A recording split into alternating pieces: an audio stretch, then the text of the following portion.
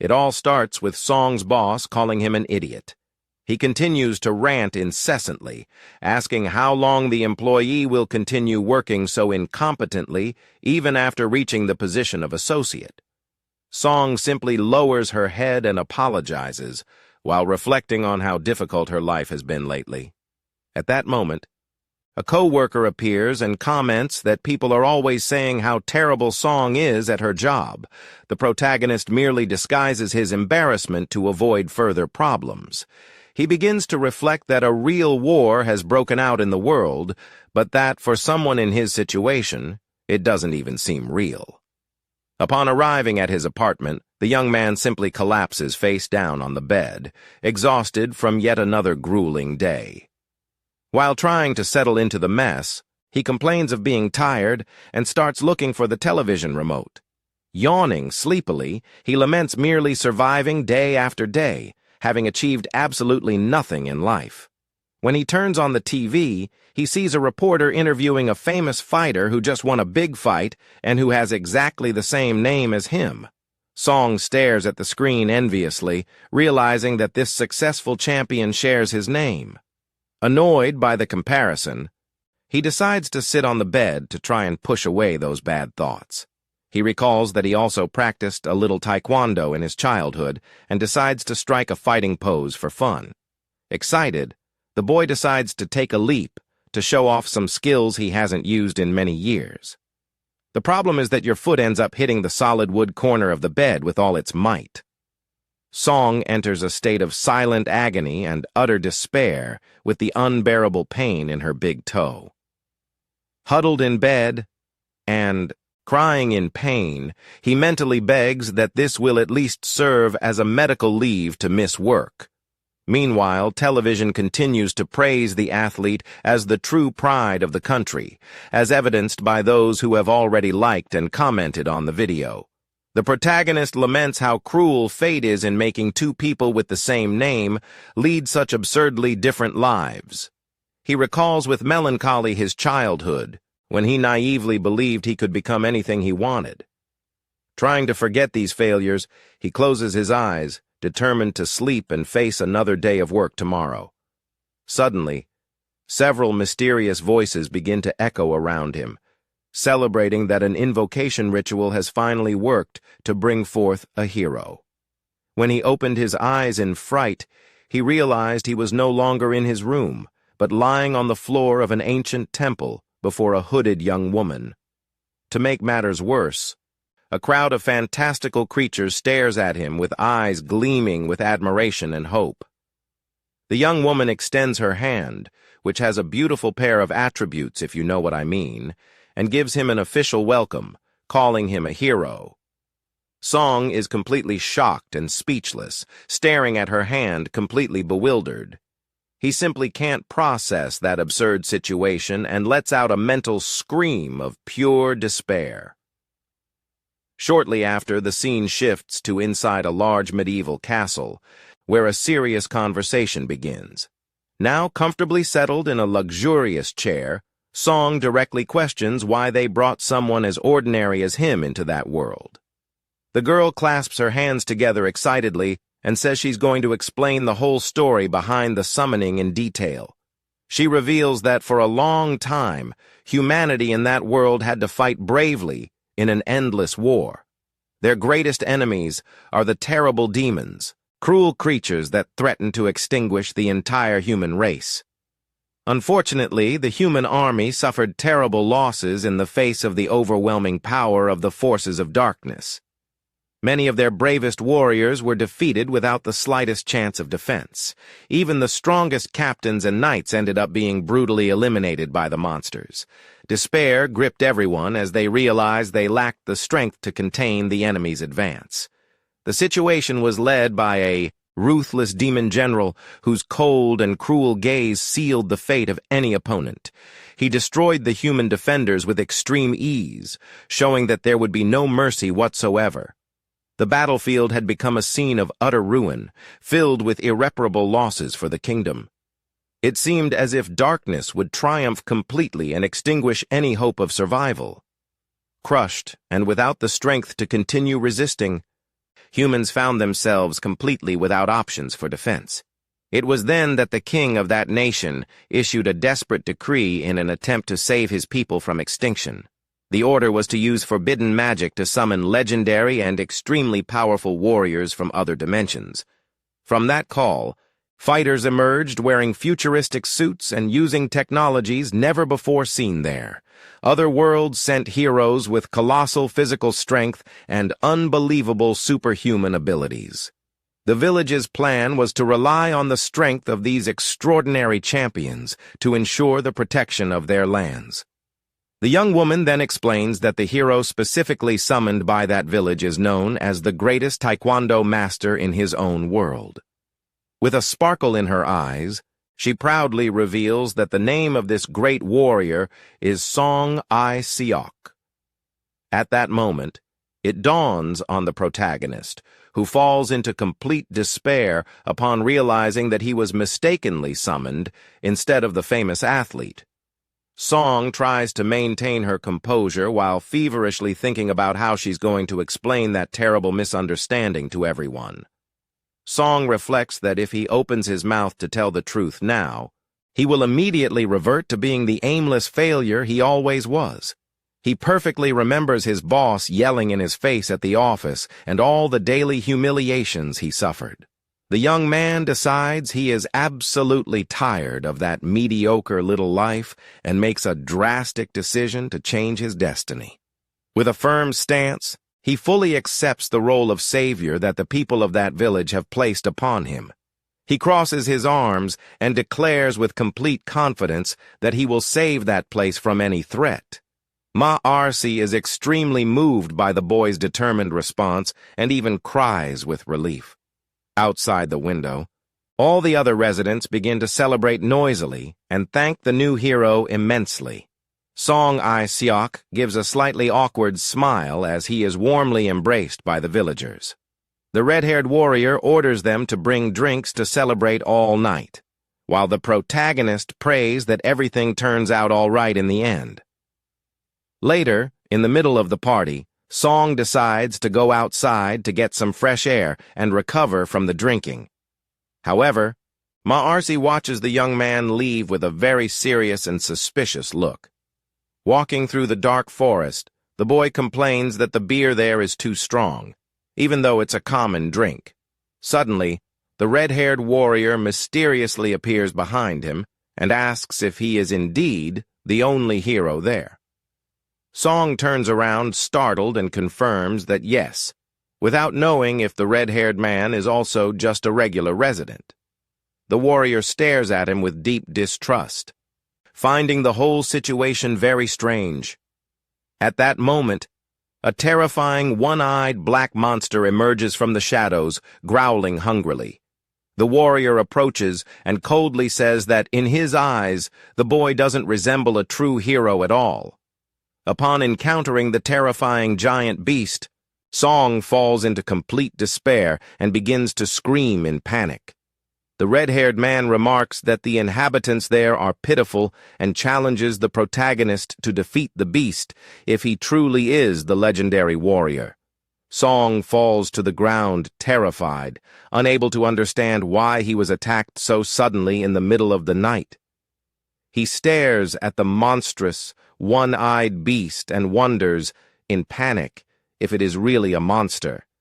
However, he begins to wonder if he might have received some kind of special inheritance for having been summoned into that body. The boy gathers his courage and prepares to throw a punch, hoping he has gained some kind of hidden superpower. He charges at the beast, though he still feels dizzy and confused from the drink he had. In the heat of the moment, the protagonist displays a rather intimidating smirk, except the monster is much faster and instantly retaliates with a devastating claw strike to Song's chest. The boy is hit squarely by the attack, and blood spurts violently into the air. He falls backward, gravely wounded, his mind desperately wondering if this will be his final end.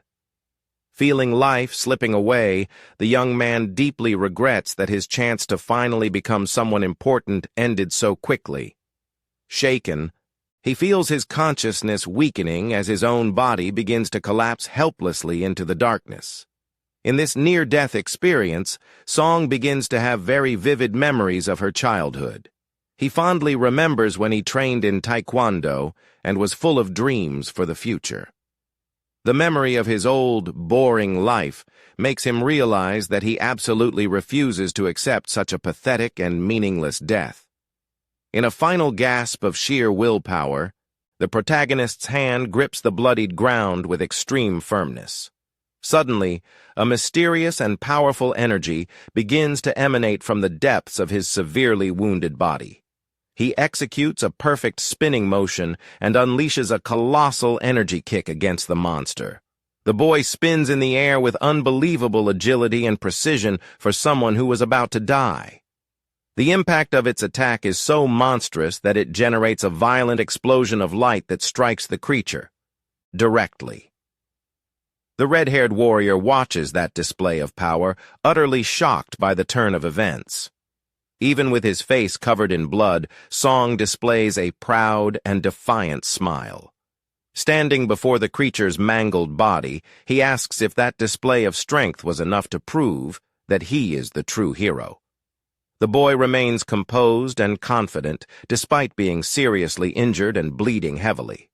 The red-haired warrior recoiled, tense and frightened, unable to formulate any response to what he had just witnessed.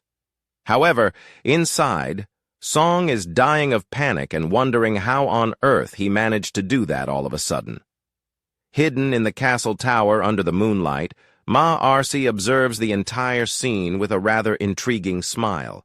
She whispers Song Isiok's name with an enigmatic look, marking the true beginning of the protagonist's new life. Back in the forest clearing, the red-haired man finally breaks the silence to speak to the boy. He points directly at Song and says bluntly that the boy is actually a complete dead weight with no technique whatsoever. Having his deception so easily exposed by a professional, Song simply gives an awkward little laugh and breaks out in a cold sweat. The red-haired warrior begins to theorize whether his abilities only awaken under extreme conditions of near death or serious injury. Song becomes quite indignant at the comment and asks if the warrior didn't just see him pulverize the giant monster. The red-haired man simply extends his palm and challenges him to throw a punch with all his might. Song warns that he's going to hit hard and delivers the blow, but the impact ends up being incredibly weak and without any force. Completely embarrassed by the ridiculous result, the boy begins to apologize desperately and confesses that he also has no idea how he managed to deliver such a powerful kick before. The red-haired warrior extends his hand to help the boy up from the ground and ironically calls him a hero. He explains that the beast Song defeated had been fed the finest prey to become a weapon of combat against the demon lord. Feeling. Guilty for ruining the man's plans, Song scratches his head and awkwardly apologizes for eliminating the creature. However, the warrior displays an enigmatic smile and says that he doesn't need to apologize for anything. He points directly at the protagonist and states with absolute certainty that he has already found the perfect replacement for the monster. It is at this moment that we are introduced to the true identity of the hooded girl, whose real name is Yahello. She reveals in her thoughts that the only magic she can use is the ability to perfectly copy the powers of the person she loves most. Yahello then opens the doors to an imposing hall, revealing that the great love of her life is the leader of the demons himself. Upon entering the room, the young woman blushed completely and was dazzled by the majestic presence of her sovereign. She even covers her own face, completely breathless at such perfection before her eyes. The girl begins to scream dramatically, saying that her master's beauty is so radiant that she risks going blind. The powerful demon lord, relaxed on his throne, simply begs her with boredom to stop with all that exaggerated theatrics. She responds immediately, full of joy, reaffirming to herself how hopelessly in love she is with her sovereign. Yahello reflects that he possesses immeasurable power, being infinitely superior to any other demon that has ever existed. To her, her master is a force of nature, absolutely free and indomitable before the entire world. He is the very personification of destruction, capable of obliterating entire armies without showing the slightest effort. In addition to his colossal strength, she points out that he is an extremely cruel and merciless leader towards his adversaries. Diabel watches him with deep admiration, completely fascinated by this cold side of her leader. She cherishes every detail of the close relationship she has with him inside the castle. Back in the present, as the girl gazes out the window, a furious shout of defiance from outside interrupts her thoughts. It is an enraged old human woman who appears in the middle of the snow holding a lit torch. She screams with all her might, demanding the sovereign's head, demonstrating that she harbors immense resentment because of past losses. The demon lord asks if Diabel has been provoking humans again, reminding him that he himself eliminated an order of knights some time ago. While the two talk, the woman outside continues screaming with hatred and demanding revenge at any cost. Diabel temporarily assumes the copied form of his master and asks if he should eliminate her, but he prefers to ignore the human until she tires and leaves. Diabel becomes worried when she notices that the number of humans trying to assassinate her beloved has increased dramatically lately. She fears what might happen if they decide to join forces to launch a large-scale invasion against the demon's territory. Driven by love, she decides she wants to be solely responsible for protecting her master with her own hands. It was precisely this strong motivation that made her decide to disguise herself in order to stealthily infiltrate the human village. She approached enemy territory pretending to be just a humble and harmless local inhabitant. The girl's initial plan was to closely monitor every step taken by the human warriors to avoid surprises. To avoid raising any suspicion, she adopted the identity of a weak and clumsy mage in front of the community. She tried every day to appear like a charitable young woman who used her simple magic only to help rebuild houses. Diabel managed to maintain this charade perfectly for 2 long years without any human suspecting a thing. Everything was going very well until the day an announcement with an urgent royal decree arrived unexpectedly in the village. The document ordered the summoning of heroes from other worlds, and the community celebrated having a resident sorceress to perform the ritual, much to Diabel's secret despair. She found herself in a great dilemma, for she could not ruin her reputation, but she also did not want to bring a powerful hero who could threaten the demon lord. With all the villagers pressing her anxiously, the girl realized it would be impossible to refuse the task. With no other choice, she positioned herself before the magic circle under the watchful eyes of the entire population. Knowing that the accuracy of that spell depends directly on the amount of mana used, Diabel devised a cunning strategy. She decided to use only a tiny fraction of her magical power in order to summon a completely useless and weak warrior. The plan was to bring in some random loser who just shared a similar name to the real hero to fool the humans. However, something went terribly wrong, and the magic circle unleashed an absurd amount of divine energy, leaving the girl in a panic. Diabel grits his teeth as he realizes that, ironically, he has proven to be a prodigy of summoning and has brought forth someone extremely powerful. She becomes extremely angry with herself for having made life easier for humans, she who should have been the most loyal subordinate in the enemy army.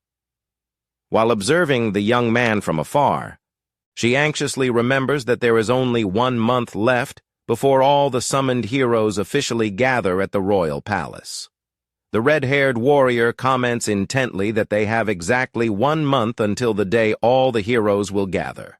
Confident in the boy's potential, the man extends his hand and promises to train him intensely to transform him into a truly strong warrior.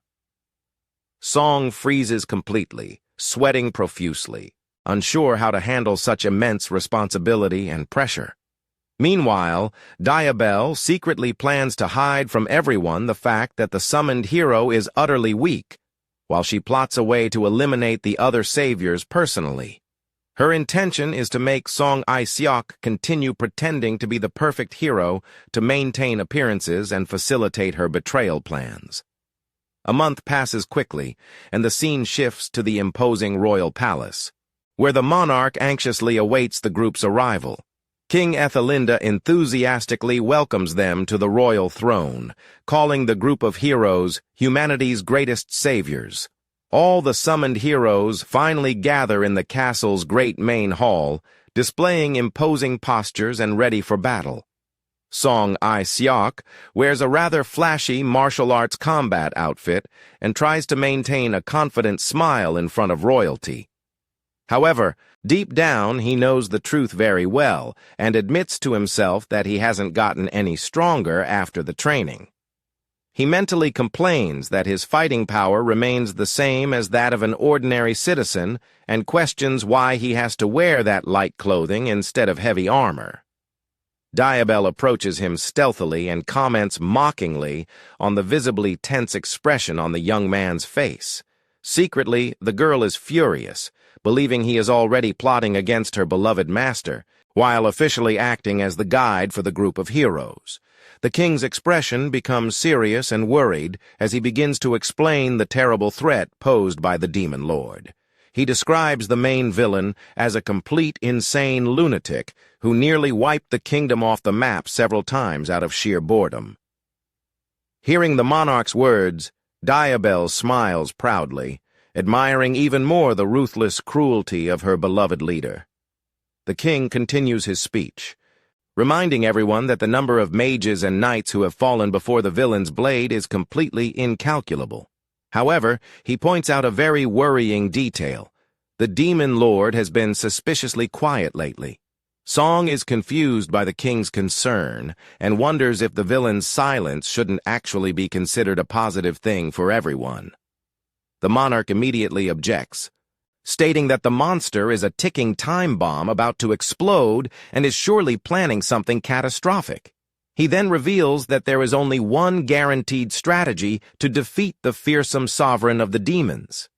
The king explains that the demon lord has extremely powerful generals guarding the access routes to his castle. He says the heroes will have to hunt down and defeat the villain's 5 main henchmen, steal the keys they carry, and launch a full-scale invasion. Yahello listens to everything in silence and recalls, quite ironically, that her master entrusted one of those keys precisely to her. With eyes filled with despair, King Ethelinda decides to slowly descend the steps of his royal throne. He kneels and humbly rests his head on the ground before the warriors, desperately pleading with them to bring peace back to the kingdom. Song is completely embarrassed by the dramatic gesture and asks His Majesty to get up as quickly as possible.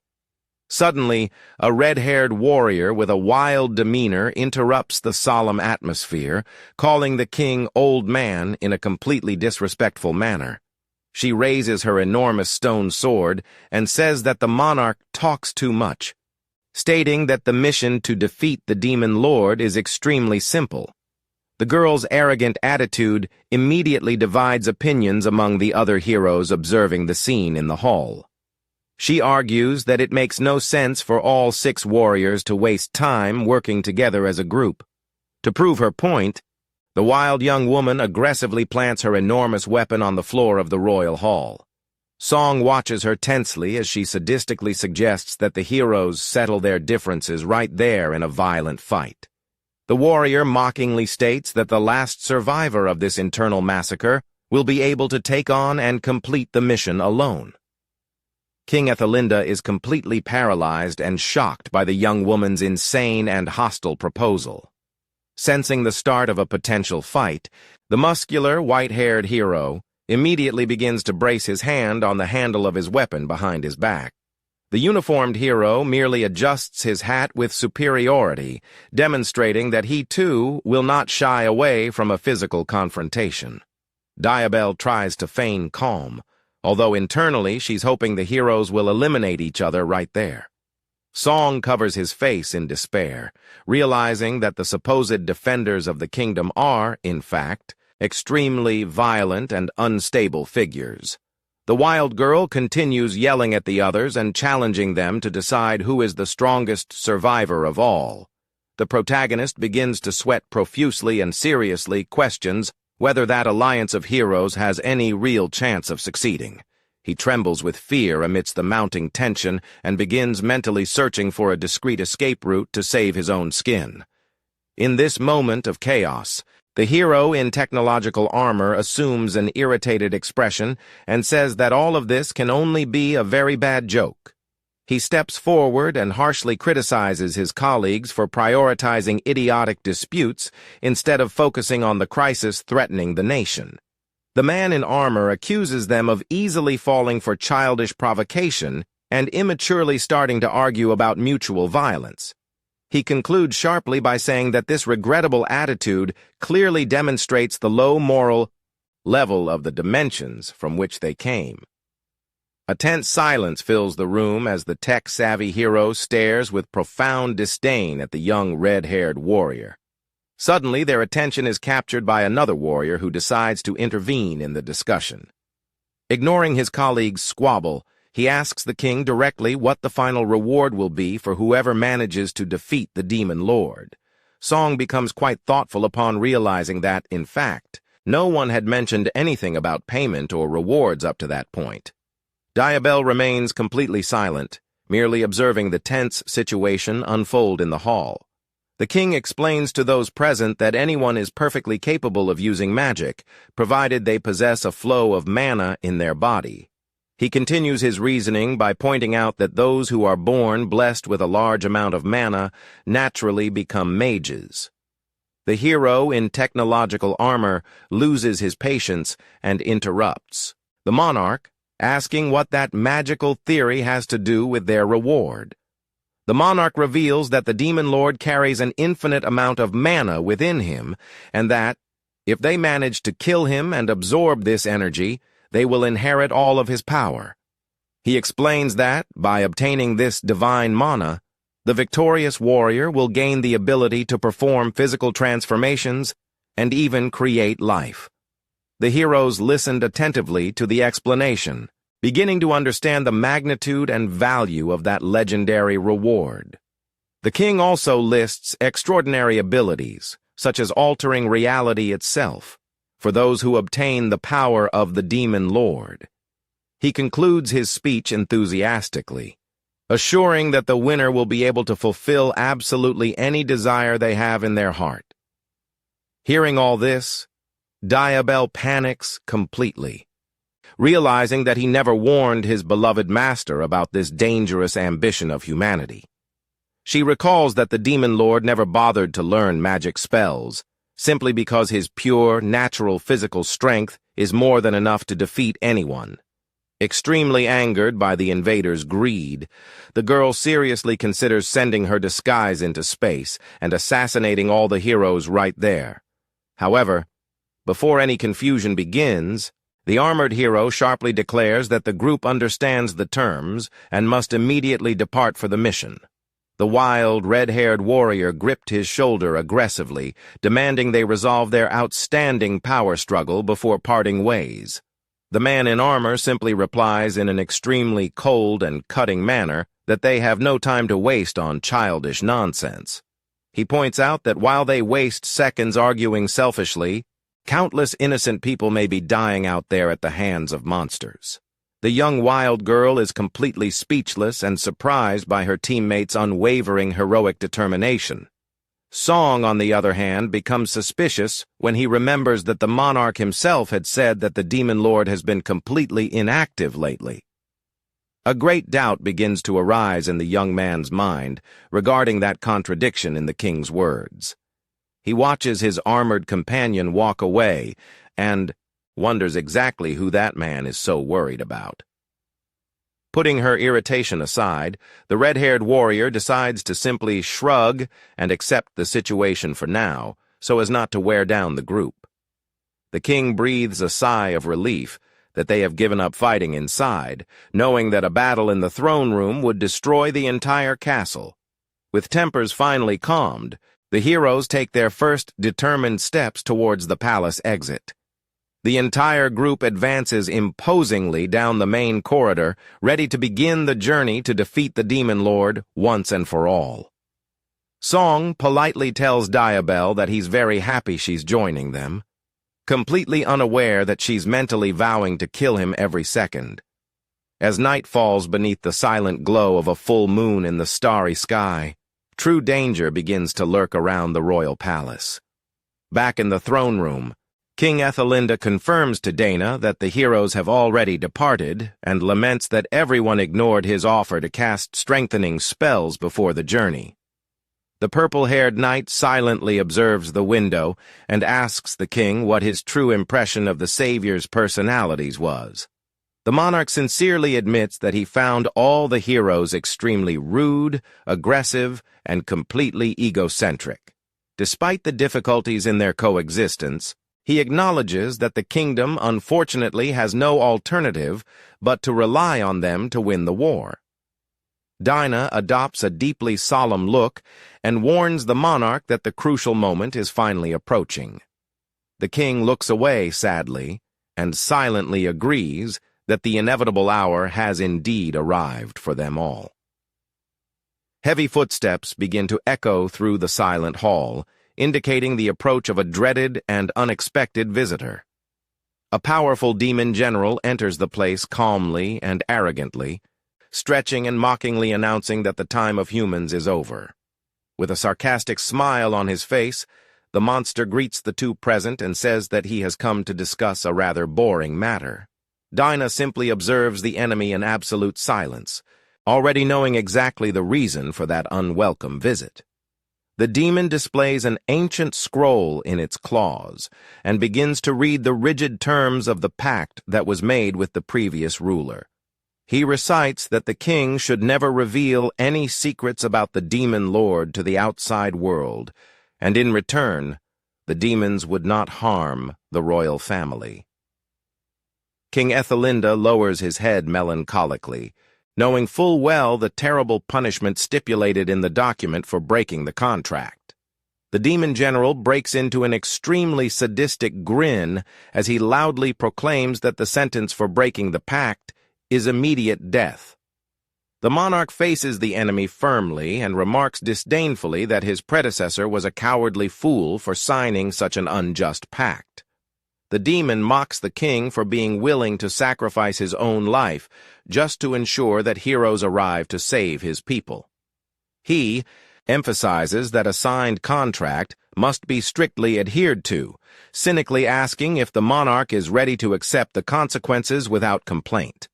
The villain displays immense irritation at the king's audacity in daring to summon those dangerous saviors from other dimensions to interfere in the conflict.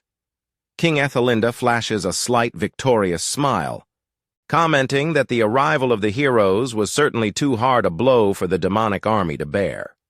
The demon general shrugs mercilessly and decides it's time to put a definitive end to the conversation. He conjures an overwhelming energy attack against the monarch and asks, with utter contempt, if those would be his final words of farewell.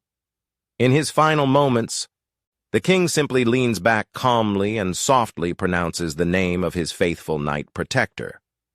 With a sad yet benevolent smile on his face, he asks Dana for forgiveness for placing such a painful and heavy burden on her shoulders from now on. Dana observes the scene in absolute silence, her face stained with blood and revealing an incredibly dark and ruthless determination for what is to come. The king bids farewell, believing that Song Ai-seok, who endured all the rigorous training, will be able to defeat the demon lord. The scene focuses on the bloodied royal cloak, while its knight swears that his lord's sacrifice will not have been in vain. Dana painfully remembers the warm smile of the deceased monarch and repeats to herself that this martyrdom will not be forgotten. He relives memories of when he was younger and received the affection of the king who always protected and supported him like a father. The memory of that comforting smile from the past now serves as fuel for her determination in the present. With a cold and relentless gaze, the knight mentally vows that Song Iseok will fulfill his duty to eliminate the demon lord.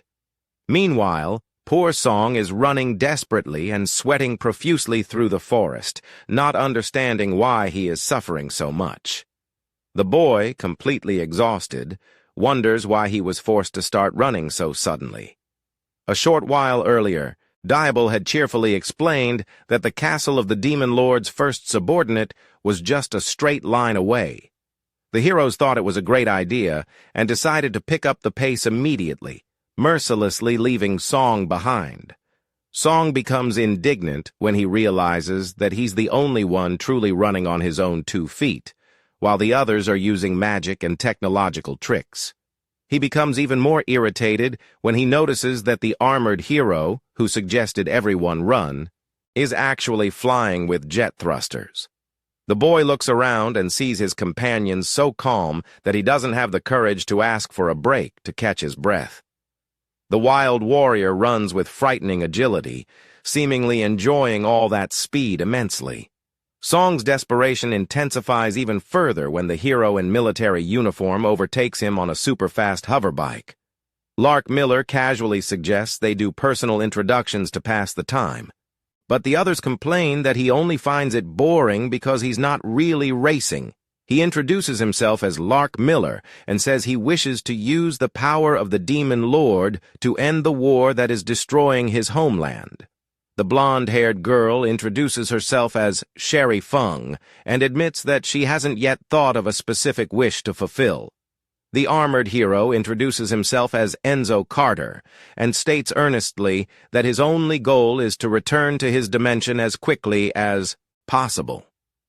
Song tries to say his own name, but he is so breathless and dehydrated that he can only desperately beg for a sip of water. The muscular, white-haired man introduces himself as Jockey and greedily says he'll probably ask for a large reward. The young woman with brown hair and a stone sword says her name is Poina and confesses, laughing, that her plan is to become the next demon lord of the world. The girl teases Enzo, saying that he's always complaining about everything like a grumpy old man. She quickly changes the subject and invents a story about needing the Demon Lord's power to get medicine for her sick boyfriend. With an extremely sadistic look, she mocks him, asking if he'll stop staring at her so angrily now that he's heard such a moving story. Enzo remains completely impassive and coldly replies that she's just spouting nonsense. The hero's discussion is suddenly interrupted by a warning signal from one of them who notices something strange in the vegetation. Song Iseok is startled to see that everyone has suddenly stopped running to focus on a threat ahead. A demonic, armored, and menacing monster leaps from the trees right in front of the group of rescuers. Song immediately panics, while Diabol watches the creature with a wicked grin hidden beneath her hood. The girl inwardly rejoices at finally being able to witness the fighting power of humans, secretly hoping that they will all be defeated. Someone in the group shouts for them to be careful because the creature is advancing directly towards them at high speed. Without hesitation, Poina and Enzo move in synchronized and relentless fashion to intercept the monster in midair. The two heroes face the beast with utter contempt, considering it far too weak an opponent for their level. Poina spins her giant stone sword with brutal force to deliver a crushing blow to the beast. At the same time, Enzo draws his high-tech energy weapon and prepares to fire at point-blank range. He fires a devastating beam of bright blue plasma that cuts across the battlefield. The monster doesn't even understand what happened before being hit squarely by the combined attack of the two heroes. The force of the blow is so absurd that it instantly explodes the monster into pieces, covering the ground in dust and debris. Diabol watches the destruction unfold and is completely paralyzed when she realizes that the human heroes are terrifyingly strong. Enzo turns around angrily and demands that Poina stop interfering with his targets during the battle. The red-haired warrior retorts the shout with the same fury, ordering him to stop getting in her way. Song is left with a dazed expression, feeling like a fool for having despaired over a monster that was defeated in such a ridiculous way. Ignoring his colleague's outburst, Enzo puts away his weapon and dryly announces that they will resume marching immediately. Without wasting any time, the warrior's legs begin moving at high speed along the forest trail. Song finds himself forced to run again to avoid being left behind alone in the mysterious forest. The protagonist takes on a somber expression and begins to question whether the hero's journey should really be so bizarre. He reflects that he always imagined a classic journey with magic and adventure, but this expedition seems like a mad dash to take down the demon lord. Suddenly, a cry of terror and despair echoes from somewhere further ahead on the group's path. Song's eyes widen as he hears someone desperately pleading for help in the middle of the dense forest. Enzo coldly informs them that he's going to check out the distress call, while Poina angrily retorts that she was going anyway. Song and Diabel arrive shortly after and are completely shocked by the scene of destruction before their eyes. They come across several houses in the small village, engulfed in flames, with thick black smoke rising into the sky. An injured resident tries to protect a frightened child while being surrounded by ruthless armed men. Song desperately wonders what is happening there, seeing several inhabitants being held hostage by bald bandits. The criminal leader arrogantly shouts that the village now officially belongs to the Bald Eagle Gang. Enzo suddenly appears, pointing his gleaming weapon, and disdainfully remarks that they look more like bald vultures, intimidatingly ordering them to get out of there. Without giving them any chance to react, the armored hero unleashes a devastating energy beam at the first criminal in front of him. The blow tears the bandit's clothes and throws him back, gravely wounded, leaving all his accomplices terrified. Yashi observes the situation with his arms crossed and ironically comments to Song that this bizarre kingdom seems to have a little bit of everything, from demons to common criminals. In utter panic, the remaining bandits begin to flee, carrying their wounded accomplice and wondering who those mysterious armored warriors are. Enzo coldly reloads his long-range technological weaponry to eliminate the fugitives from behind. He unleashes a massive burst of energy that sweeps across the trail and strikes the criminals squarely without mercy.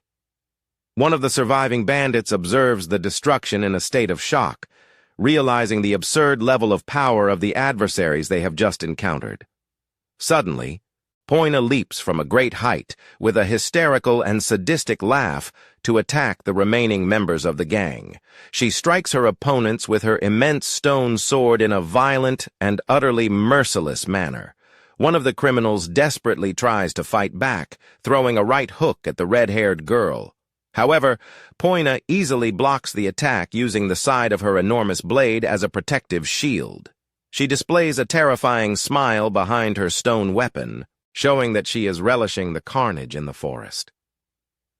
Meanwhile, Sherry approaches the frightened child to check if she suffered any serious injuries during the attack. The little boy stares at her, his eyes brimming with tears, shyly asking who she is. Sherry replies with a gentle smile that they are heroes tasked with saving them, at least for now. Deep down, the villagers begin to whisper that, because of the violent way they fight, those rescuers look much more like bandits than the criminals themselves. Song runs to another frightened child in the midst of the commotion to try and calm her down as quickly as possible. A gigantic bandit suddenly appears behind Song, causing the boy to bravely order the child to hide behind him. The bald brute glares at the protagonist with hatred, saying he has no idea where that meddler in white robes came from. Raising his enormous battle axe, the giant orders Song to get out of his way immediately before he kills him. Song Ai-seok faces the imminent danger head-on, adopting a serious and focused expression before the axe blade. He fixes his gaze on his opponent with extreme determination, showing no visible sign of physical weakness. Suddenly, a beam of energy from Enzo cuts through the air and obliterates the giant before he can land his axe blow. Song simply cowers, covering the child, as the smoke and dust generated by the attack spread around them. Once the shock of the confrontation has passed, the young man breathes a deep sigh of relief and wipes the cold sweat from his face.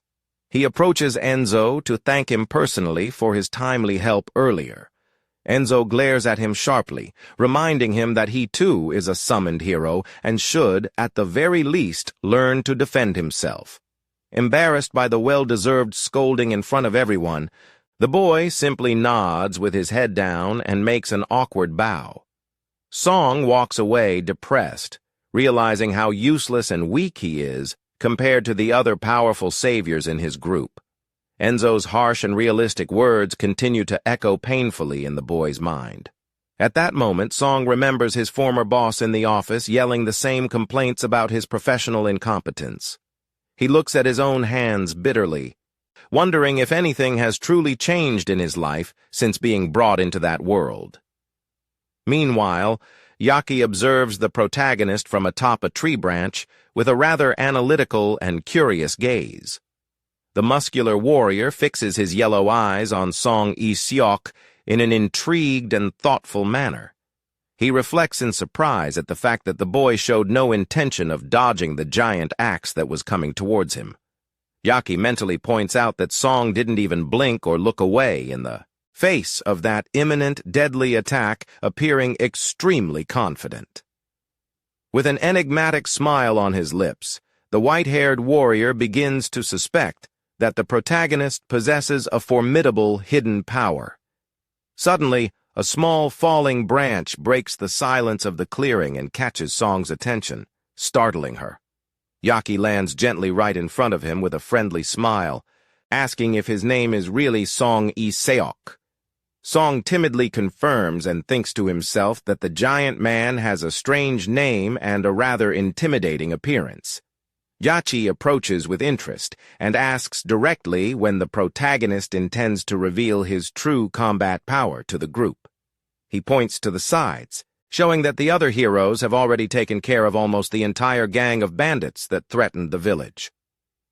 Song Seok gives a nervous smile and asks his companion not to underestimate his magical abilities, even though he knows he's already been embarrassed enough during the trip. Suddenly, one of the bandits leaps down with a dagger in his hand, attempting to attack Yaki by surprise from behind. Without even looking back, the white-haired warrior simply reaches out and catches the attacker's head in midair. Yaki throws the enemy against the ground with such brutal force that it creates a crater in the earth, leaving Song completely stunned. The criminal spits blood and falls completely unconscious, knocked out by the absurd violence of that single defensive movement. The blood of the defeated bandits splatters across the clearing, sealing the fate of the gang that dared to attack the group. Song cowers, his face covered in dust, utterly horrified by the brutality of the one-sided fight. Yaki simply wipes the sweat from his arm in a relaxed manner, displaying an expression of pure tranquility. The threat posed by the criminals was completely subdued without the slightest effort on the part of the strong warrior. Yaki easily lifts another bandit by the neck, proving to be an incredibly ruthless opponent to his enemies. His arms, covered in battle scars, prove that he wasn't kidding when he said he possessed superhuman strength. He flashes a confident smile as he watches his opponents fall to the ground, looking quite pleased with the outcome. The giant jokingly complains that the blood of his opponents ended up splattering all over his face during the fight. Wiping the dirt off with his hand, he turns to Song and asks what the boy was trying to say before the fight began. Yaki admits that he couldn't hear properly because of all the noise the bandits were making around him. Song, sweating nervously, makes up the excuse that he's just saving his energy for when he really needs to face a strong enemy. The villagers are immensely grateful for the rescue and wave goodbye to the group of heroes as they leave the area. Without wasting time on celebrations, the team resumes the high-speed race along the dense forest trail. Song approaches Diabelle and sharply asks her not to speak to him so informally in the middle of the trip. He quickly explains his attitude, asking if she has any useful information about the first subordinate of the demon lord they are to face. The girl remained silent for a moment, beginning to remember that fearsome demon in a rather nostalgic and irritated way. She remembers when she was 15 years old and arrived at the demon lord's castle, all shy to begin working as his personal servant. At that time, a mysterious figure with long silver hair watched her out of the corner of her eye with great curiosity.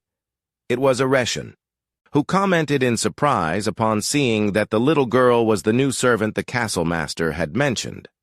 Eager to please the sovereign, young Diabel asked if Ereshion could reveal something to her that the demon lord particularly liked. Ereshion thought for a moment and replied mockingly that the demon lord liked to see things always extremely clean and organized. She suggested that the girl do a thorough general cleaning, making young Diabel happily run from one side to the other, sweeping all the dust from the castle. Diabel cleaned the entire palace single-handedly with all the effort in the world and proudly reported her feat to her master, expecting praise. However, the sovereign merely stared at her with boredom and coldly remarked that cleaning the castle was a complete and pointless waste of time. He said she should have used that time to train her fighting skills, while Ereshion burst into laughter at having tricked the little girl so easily. Back in the present, Diabel grinds her teeth in pure rage as she remembers the humiliation she suffered in the past at the hands of her clanmate.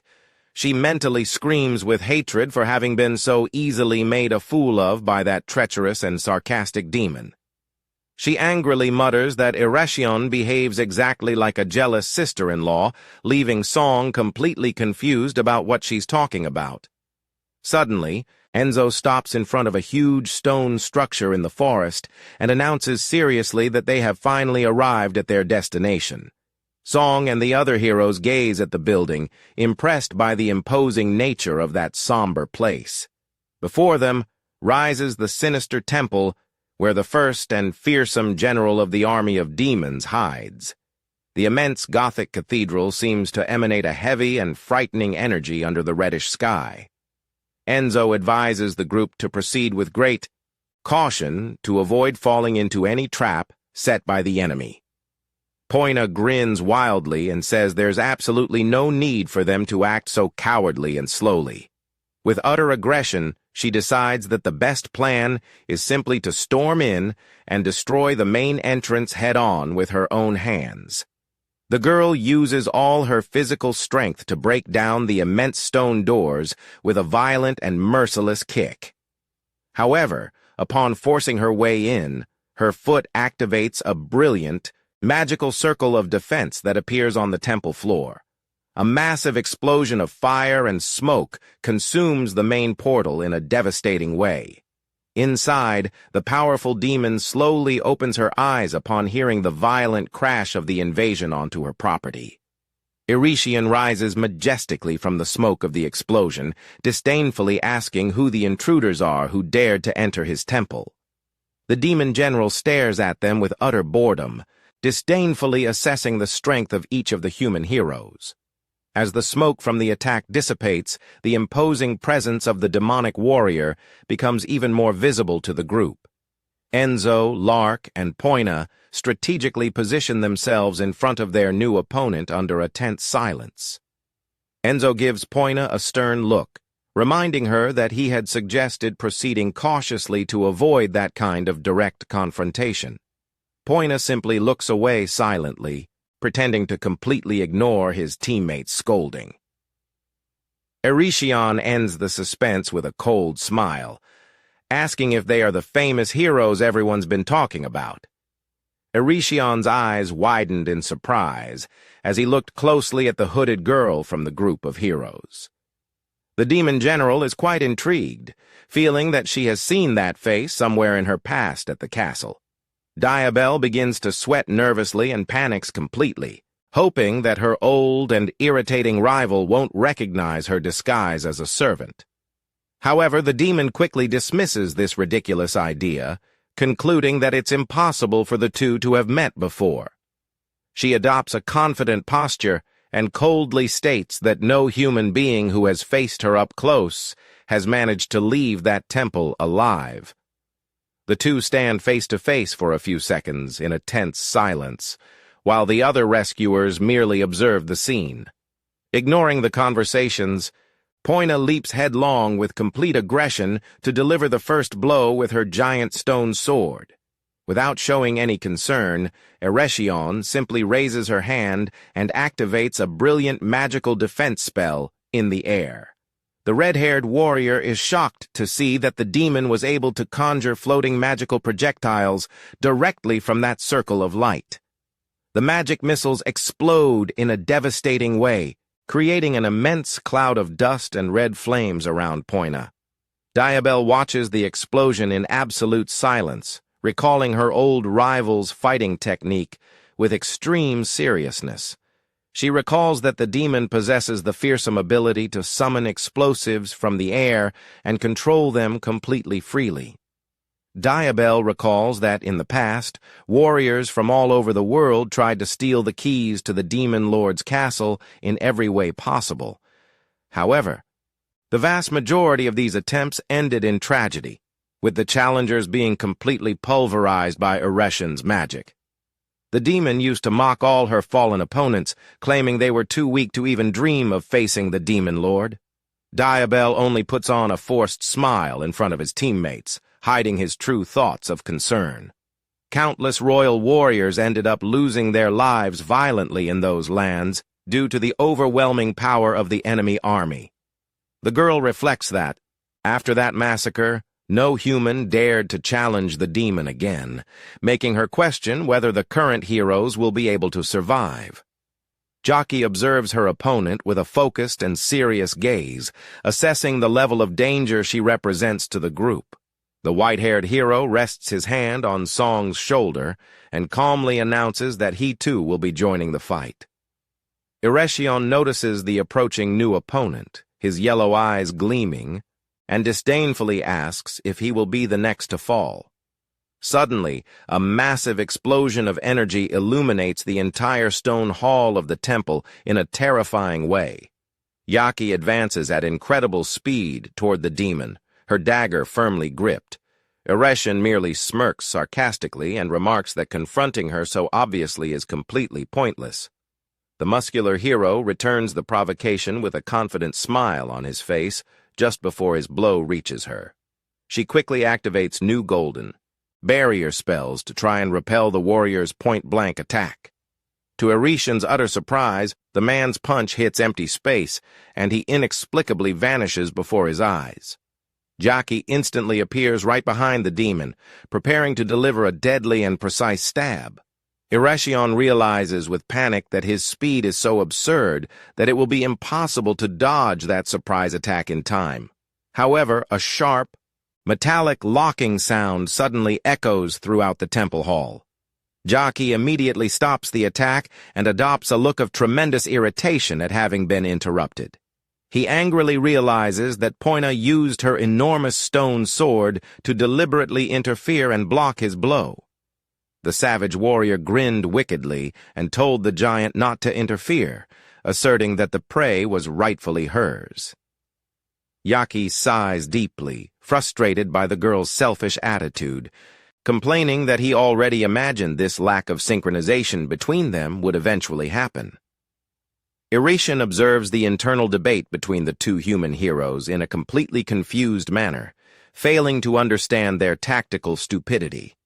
The muscular hero reflects seriously and intently on the danger that Poina's interference posed to the mission. He emphasizes that if he hadn't quickly reduced the force of his dagger punch, he would have accidentally seriously injured his own teammate. Poina remains steadfast in her fighting stance, feigning ignorance of the terrible teamwork error she committed out of sheer greed. Yaki sighs, thinking that in a 2-on-1 fight, an easy and quick victory would be guaranteed against the demon general. However, he concludes angrily that the combat coordination of that group of rescuers is simply the worst and most disastrous he has ever seen. Song watches the whole display of tactical disorganization, sweating profusely and with a huge bead of worry on his forehead. Lark Miller also observes his companion's childish fight with a rather serious and silent expression. Sherry Feng expresses great concern upon noticing that the team is unable to maintain unity even against a general-level enemy.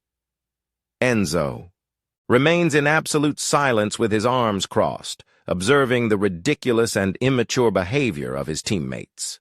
He repeats in his cold, calm voice that he had made it perfectly clear that they had no time to waste on that kind of nonsense. Consumed by a silent fury, the armored man begins to charge his technological weapon to maximum power, generating a large burst of blue energy.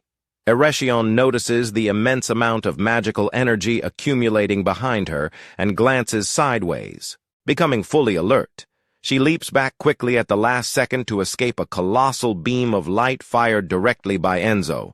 Poina also gets a huge fright when her teammate's devastating attack grazes her body. The armored man simply says curtly that she was obstructing his gun's aim and demands that she get out of his way immediately. Poina retorts furiously, accusing Enzo of being the only one truly hindering the progress of the fight there. She yells with utter arrogance at him to grab that muscular giant and disappear from her sight once and for all. Enzo clenched his teeth in anger, extremely irritated by the wild girl's petulant and selfish behavior. Eretion takes advantage of the invaders' silly squabble and conjures a new massive barrage of explosive missiles right in their midst. Diabel watches everything in bewilderment, unable to believe the amateurishness of those who call themselves the legendary warriors of the kingdom. The demon general assumes her best fighting stance, preparing to eliminate all opponents at once. She challenges them all to come together at once, promising to eliminate the entire group in one fell swoop. Eretion gracefully raises his hand again and activates a massive magical bombardment circle in the air above the temple. A gigantic and destructive energy projectile is fired at high speed towards the heroes. Poina attempts to use her immense stone sword to deflect the impact of that overwhelming explosion head-on. However, the force of the attack is so great that it violently throws her backward through the air of the hall. Yaki moves quickly through the clearing to try and neutralize the enemy attack in a coordinated manner. Eretion follows her opponent's agile movements with her gaze, always remaining very attentive to her every step. She manages to block Yaki's physical attack using her incredible speed and demonic reflexes. The white-haired hero stares at her closely, realizing that she is a formidable opponent and extremely difficult to subdue. Far from being intimidated by the blow he suffered, Poina gets up from the ground with a sadistic smile and says that the fight is finally getting fun. The wild girl charges forward again with full force, and the two begin exchanging extremely rapid blows in the Gothic temple. She spins her giant weapon in the air with complete aggression and without showing any sign of physical fatigue. Poina dodges several explosive projectiles that graze her during the intense combat. However, a powerful, unexpected explosion occurs right beside her, catching her completely off guard and throwing her from behind. Eretion takes advantage of the opening in the girl's defense and unleashes a devastating energy kick that sends her flying. The demon watches her fall to the ground with utter contempt, considering the red-haired warrior an opponent unworthy of her true strength. Diabel becomes quite apprehensive when she realizes that Enzo is about to use a high-tech, brilliant magic shield. The armored man warns that attacking blindly won't work, but Poina ignores the reprimand and demands that he simply continue providing cover while she runs back to the fight. Eretion draws her articulated combat weapon with metal chains, ready to deliver deadly close-range blows. The two warriors race toward a collision course at an astonishing speed in the middle of the temple's stone hall.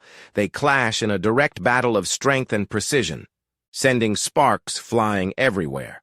However, a mysterious hand grabs Poina's clothes and pulls her back abruptly and completely unexpectedly. Eretion interrupts his defensive movement and wonders in surprise if his main opponent has suddenly decided to flee the fight.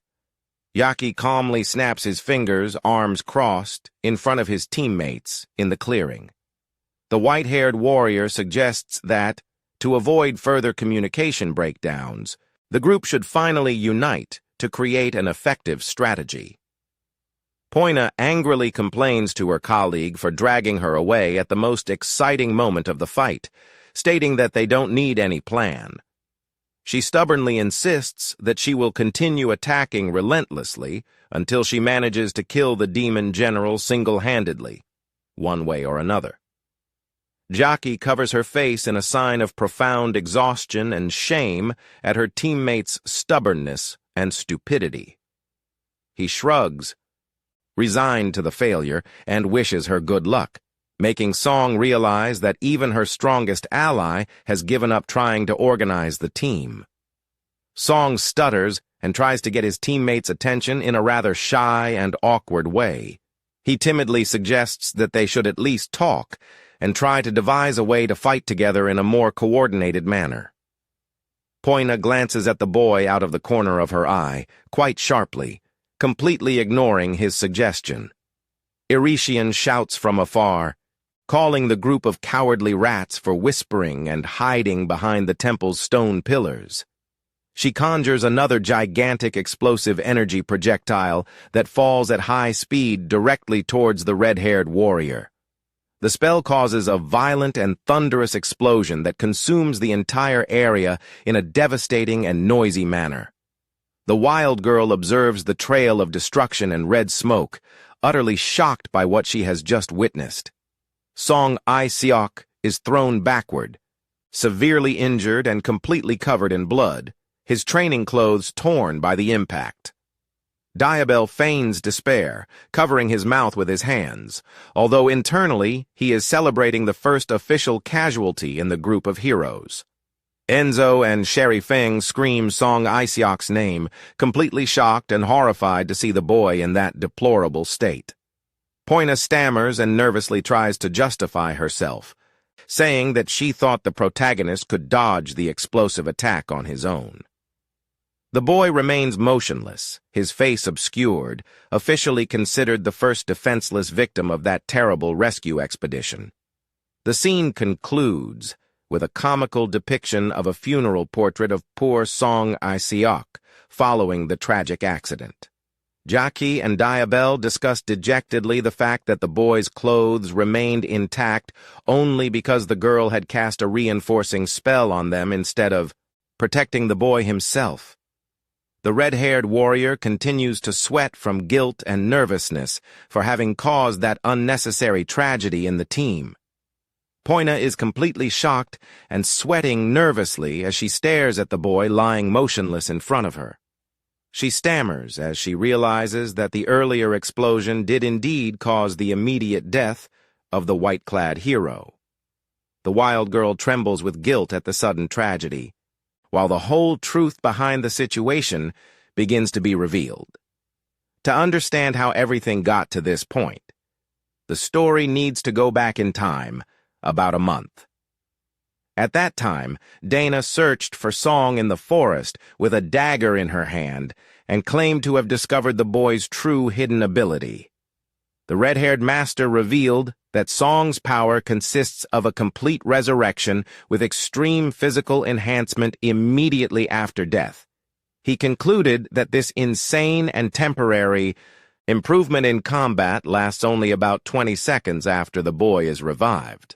Song Ai-seok found that revelation rather disappointing and not at all encouraging for his future.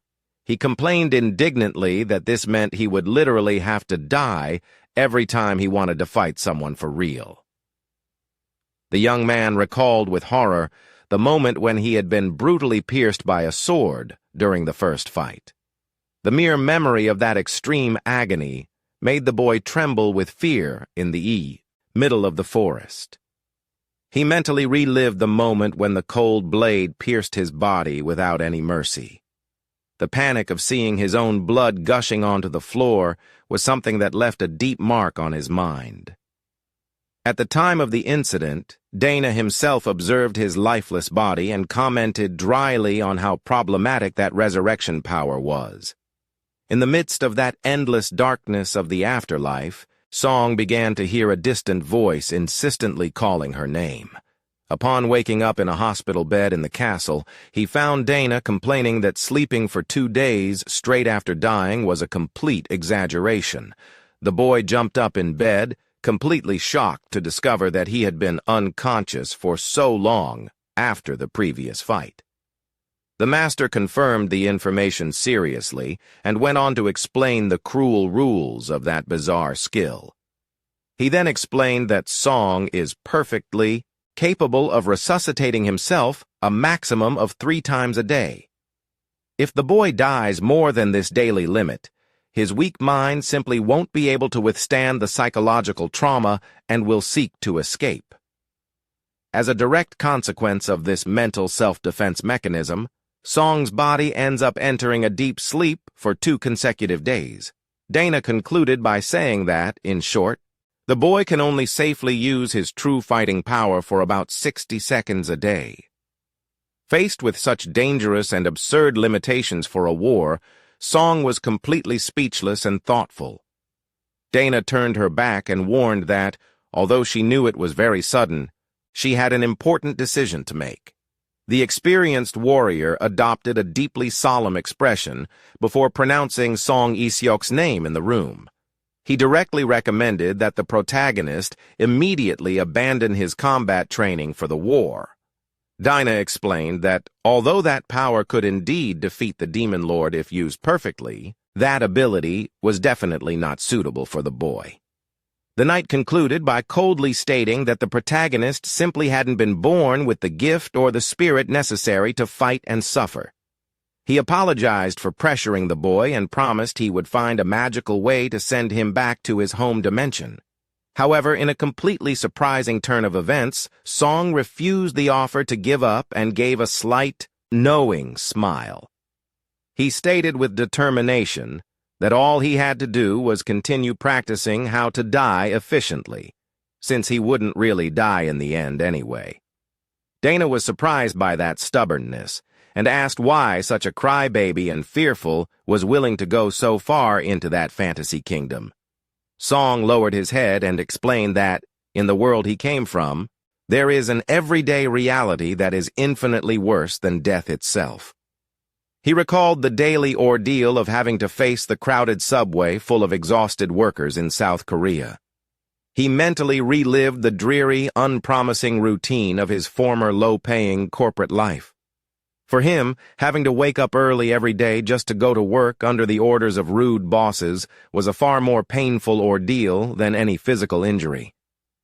Back in the present, Song Iseok's body begins to rise amidst the dust of the Gothic temple, covered in blood and emanating a sinister smoke. Poina sighs with relief and celebrates, noticing that the protagonist didn't die permanently after all from such a weak attack. Song challenges the wild girl to a fight with a furious look, while she complains that the weirdest thing was that he couldn't dodge such a simple missile. Without wasting time on arguments, the empowered protagonist steps forward and delivers an extremely violent kick to Poina's stomach. Under the effect of his temporary resurrection ability, he displays a terrifying appearance with his eyes glowing red. The wild girl is completely paralyzed and in shock by the boy's overwhelming physical strength.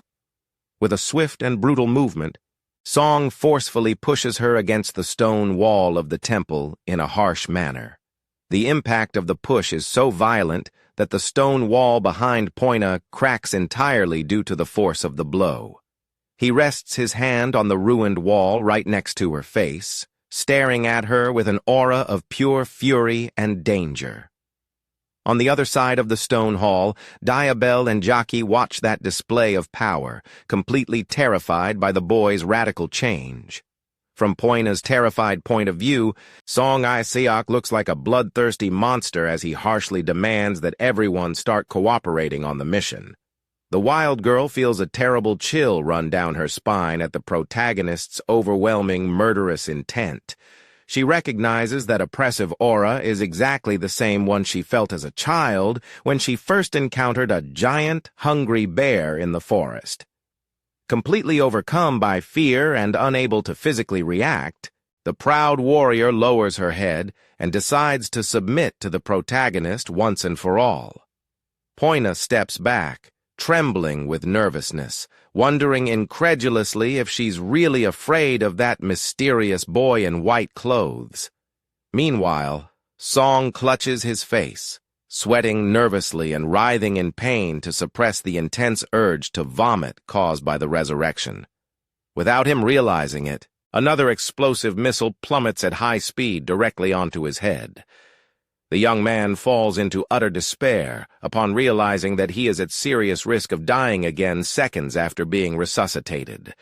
Fortunately, Poina quickly appears with her immense stone blade to block the projectile before it hits the protagonist.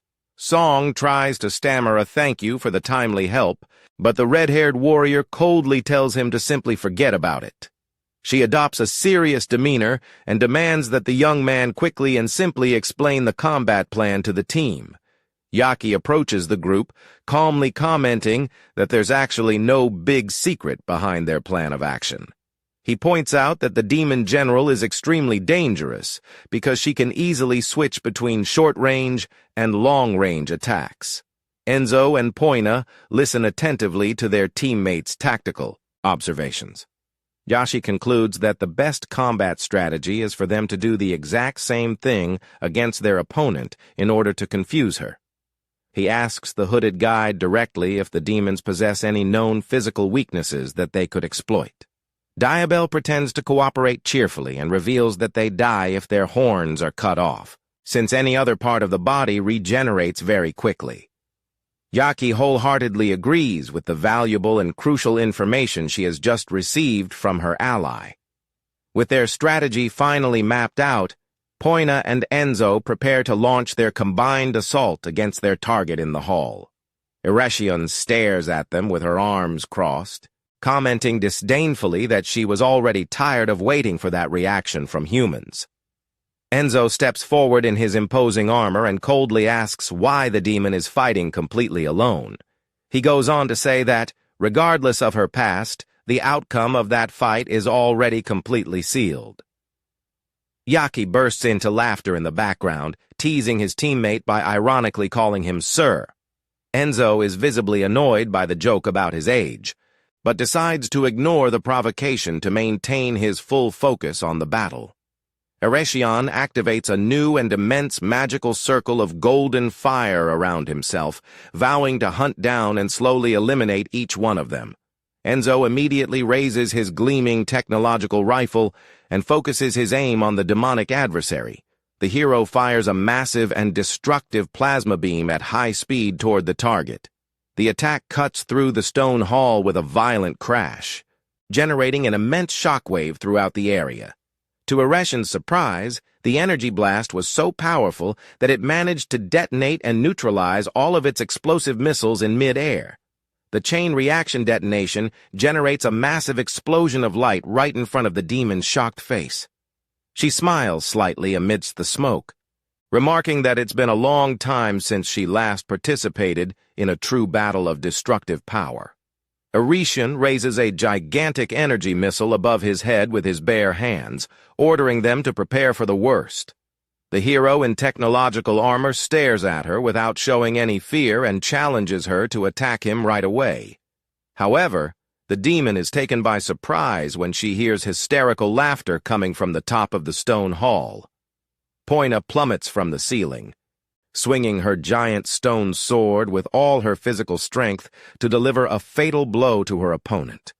Eretion blocks the attack using the missile's structure as a shield, coldly commenting that the wild girl's tricks have become boring. In that moment of distraction from his opponent, Enzo's rifle emits a new, intense blue glow, like a point-blank shot. The demon senses the imminent danger coming out of the corner of her eye and prepares to dodge the plasma blast. She dodges with agility, commenting that their strategy continues to be to attack predictably from all sides. Her yellow eyes gleam coldly as she prepares to deliver a lethal counterattack. However, Erechion realizes too late that Enzo's energy blast wasn't aimed at her, but rather at the giant missile she was carrying. The detonation of the projectile causes a violent chain reaction explosion that overwhelmingly consumes the entire area around the demon. With his clothes slightly singed by the smoke, Erechion leans on his metal weapons, maintaining a tense silence. She swallows hard as she realizes that the coordinated attack came extremely close to severing her precious magical horns. The demon leaps back quickly to re-establish her fighting distance and reorganize herself in the hall. Without allowing time for rest, Poina advances again at high speed, her stone sword in hand. Erechion quickly conjures 3 new floating explosive projectiles above her head to halt the advance of her aggressive enemy. However, Enzo's high-tech rifle fires once more with extreme precision and speed. The energy blasts find their targets in mid-air perfectly, nullifying all of the opponent's magical defenses before she can even launch them. Poina breaks into a wild grin as he realizes that his teammates' tactical support is making his direct attack much easier. Yaki runs into the fight laughing, commenting that now he can move forward without worrying about the explosions thanks to Enzo's excellent cover. The red-haired warrior intently analyzes the demon's defensive posture amidst the clash of forces. She notes with surprise that, even when pressured by 2 strong opponents at the same time, Erechion continues to calmly counterattack. The wild young woman concludes in amazement that this demon general is definitely an extraordinary monster. Poina moves forward with complete determination, believing she only needs one clear opportunity to resolve the entire dispute. Enzo also watches her coldly, knowing that if the demon gives him any opening, he can end the fight immediately. The tech hero glides swiftly through the stone hall using his state-of-the-art jet propulsion system. At the same time, Poina prepares to deliver another crushing physical blow with her stone sword. The young warrior's expression becomes incredibly focused and serious amidst the dust of battle. She leaps at top speed toward her target, gripping her enormous stone weapon firmly. Enzo arrogantly remarks that she's too slow, and that's why he'll lend her one of his speed boosters just this once. He activates a jet propulsion system directly in the girl's boot, launching her forward at a terrifying speed. Erechion's eyes widened as she was caught off guard by her opponent's sudden and violent acceleration. Poina grins mockingly and says that the demon general should feel honored to receive that blow. She unleashes a diagonal slash with her stone sword that tears through the very air with monstrous power. At the same time, Enzo suddenly appears from the other side and delivers a violent kick with his thrusters directly to the demon's face. Erechion is hit squarely by the combined attack, completely losing her balance during the battle. Taking advantage of the perfect opening, Poina brings down her enormous stone sword to deliver the final blow to her target. With a victorious smile on her face, the warrior celebrates the success of her attack against her opponent. She raises her arm, joyfully celebrating her supposed victory against the demon general. However, a shadowy and immense silhouette suddenly emerges behind Poina amidst the smoke from the explosion. Enzo's eyes widen, and he shouts his teammate's name in sheer despair as he notices the imminent danger approaching. In the back of the Gothic hall, Diabel watches the tense scene, displaying an extremely sinister and satisfied smile.